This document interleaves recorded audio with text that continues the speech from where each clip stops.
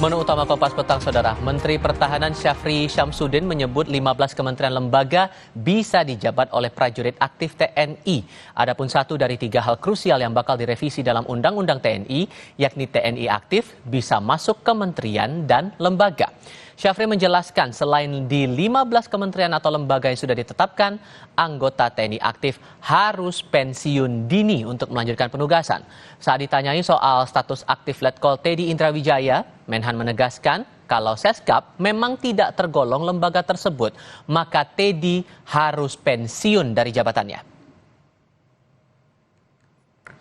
Prajurit TNI yang akan ditugaskan di kementerian dan lembaga itu harus pensiun, yang kita sebut pensiun dini. Setelah pensiun baru kita usulkan ke kementerian dan lembaga yang dimaksud. Jadi ada 15, kemudian untuk jabatan-jabatan tertentu lainnya itu kalau mau ditempatkan dia mesti pensiun. Letkol Teddy yang sekarang jadi sorotan publik karena tidak pensiun. Masuk nggak dalam kategori itu? Bagaimana? Ya, kalau masuk luar kategori itu ya terkena. Harus pensiun. Ya, pensiun dulu baru melanjutkan pekerjaan. Setelah rapat dengar pendapat Komisi 1 DPR dengan Menteri Pertahanan terkait revisi Undang-Undang TNI, anggota Komisi 1 DPR, TB Hasanuddin bilang pemerintah dan DPR membentuk panitia kerja atau panja. Panja pemerintah dan Komisi 1 DPR ini membahas walaupun ditugaskan lembaga pemerintahan, prajurit TNI harus mundur sebagai prajurit aktif. Lalu, jabatan di lembaga atau kementerian yang bisa diisi prajurit TNI harus dilakukan secara selektif sesuai permintaan kementerian. Dibentuk panja antara pemerintah dengan Komisi 1 DPR RI, itu panja revisi Undang-Undang nomor 34 tahun 2004 tentang TNI. Ya. Ada 2 hal yang cukup menarik. Ya, yang pertama yang semula kita rame bahwa prajurit TNI aktif itu dapat ditugaskan di mana saja, di lembaga pemerintahan, itu sekarang ini walaupun dapat ditugaskan di lembaga pemerintahan, dia harus mundur.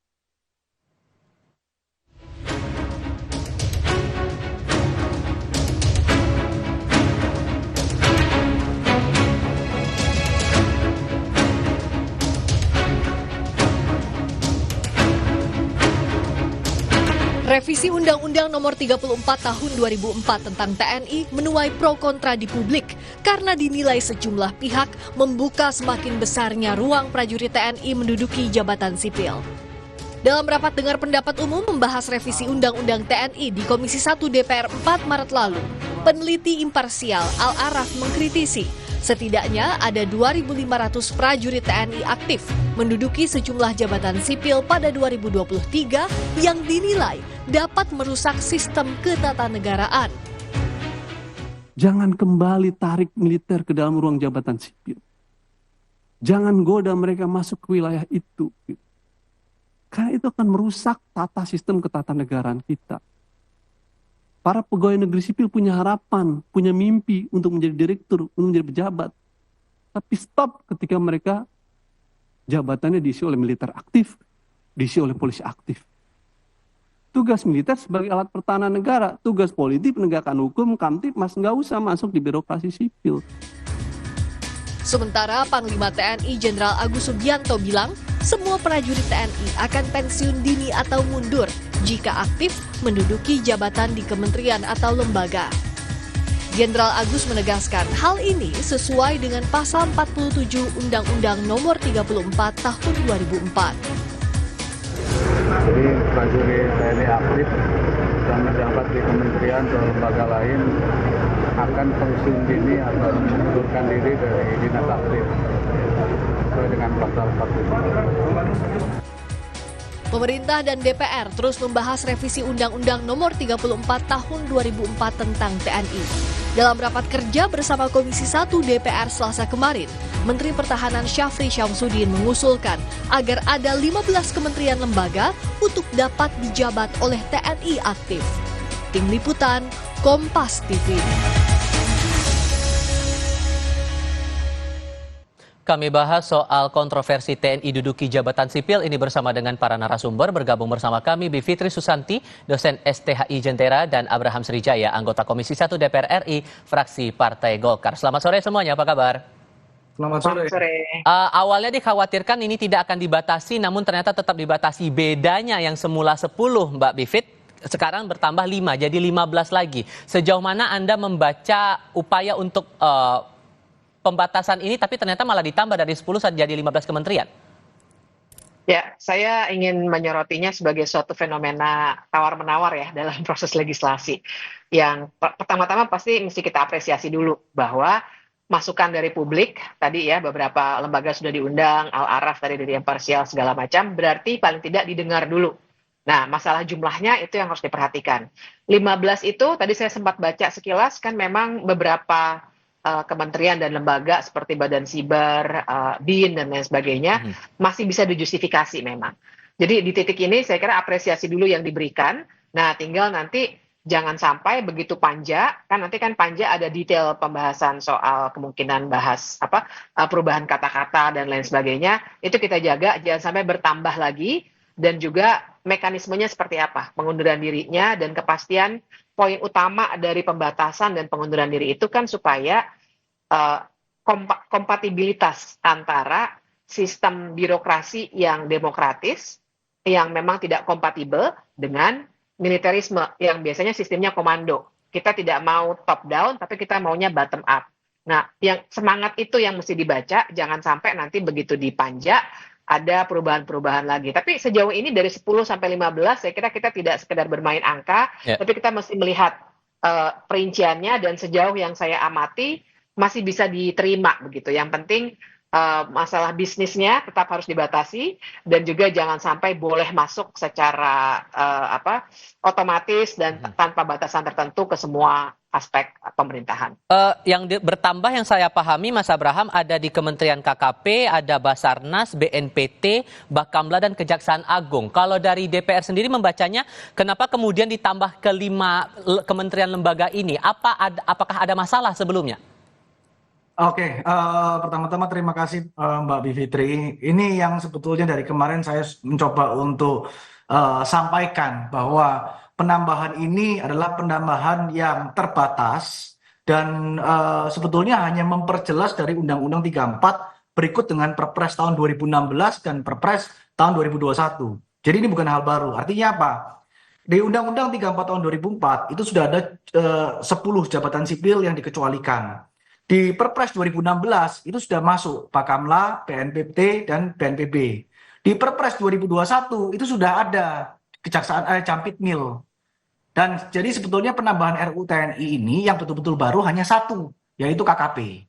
Nah, melihat dari perkembangan ini semua, adanya Perpres dan lain-lain, dan melihat Undang-Undang TNI kita yang sudah lama, dibuatlah RUU TNI ini untuk memperjelas ini semua. Karena frase-frase yang digunakan dalam Undang-Undang TNI ini masih menggunakan frase zaman dahulu tahun 2004 maupun nomenklatur zaman dulu. Jadi ini semuanya akan memperjelas segalanya.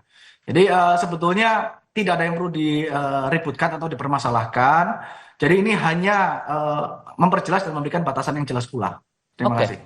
Kalau Mbak Bivit melihatnya dari 5 yang saya sebutkan tadi itu masuk akal untuk dijabat oleh anggota TNI aktif? Sejauh ini sih masih masuk akal. Misalnya begini, kita kan memang walaupun saya juga kritik ya soal peradilan militer, tapi kita masih punya dalam konstitusi kita. Sehingga peradilan militer itu artinya mulai dari kejaksaan, makanya ada Jampitmil itu tadi ya. Kejaksaan itu auditor militer biasanya, jadi penuntut umumnya memang harus dari militer. Baru nanti hakimnya juga hakim militer, makanya ada kamar militer kalau di Mahkamah Agung. Itu jadi masih masuk akal ya, karena walaupun dengan penuh kritik di konstitusi masih ada peradilan militer. Kemudian kalau soal yang tadi paling baru itu kan KKP ya, saya kira KKP, Bakamla itu saya duga, nanti tentu saja kita harus baca dulu draftnya ya Pak Abraham ya, tapi saya duga itu ada kaitannya dengan Angkatan Laut. Bagaimana fungsi-fungsi Angkatan Laut. Kemudian kalau kita mesti diskusikan, saya kira beberapa hal yang terkait dengan terorisme. Nah, ini juga yang kita harus hati-hati karena betul terorisme itu sudah masuk di Perpres dan kemudian dalam kenyataannya kita punya tantangan paling tidak besar sekali di masa yang lalu. Tapi sekarang kita mesti diskusikan lebih lanjut, barangkali nanti di Panja bisa dielaborasi lebih lanjut. Apakah untuk terorisme kita memang membutuhkan tugas TNI sebagai pertahanan kalau menurut pasal 30 Undang-Undang Dasar ya. Tidakkah itu masuknya ke soal penegakan hukum oleh polisi? Nah, ini yang kita perlu kaji.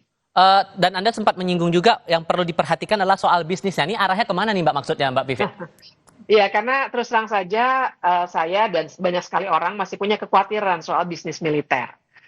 Kita harus jaga betul, jangan sampai dibuka kemungkinan untuk melakukan tindakan-tindakan usaha.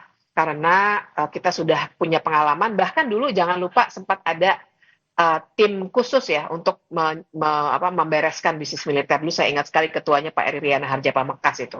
Belum selesai kerja-kerjanya, tapi artinya kita sudah punya catatan sejak awal reformasi sektor keamanan dulu, awal-awal reformasi, bahwa bisnis militer harusnya ditutup. Jadi, kalaupun memang ada kebutuhan-kebutuhan untuk kesejahteraan prajurit, kita selesaikannya secara kebijakan. Bagaimana caranya supaya kesejahteraan prajurit membaik. Bukan dengan memberikan peluang bisnis, karena nanti akan ada ketidakseimbangan dalam berbisnis, tidak ada kompetisi yang baik, dan pada akhirnya juga akan membuka peluang-peluang abuse ya, apalagi sampai sekarang, bahkan untuk tindak pidana korupsi dan banyak tindak pidana lainnya, ada peradilan militer yang walaupun masih keliru, tapi masih diterjemahkan siapa yang melakukan, kalau tentara yang melakukan, maka dia tidak akan masuk ke peradilan umum. Jadi banyak sekali persoalan yang teknis di soal bisnis militer ini.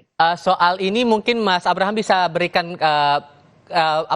tanggapan ataupun juga hal-hal apa yang mungkin menjadi kekhawatiran dan apa yang mungkin menjadi tindak lanjut yang akan diambil oleh DPR. Tapi jawabnya nanti ya Mas ya. Kita jeda sebentar, kami segera kembali.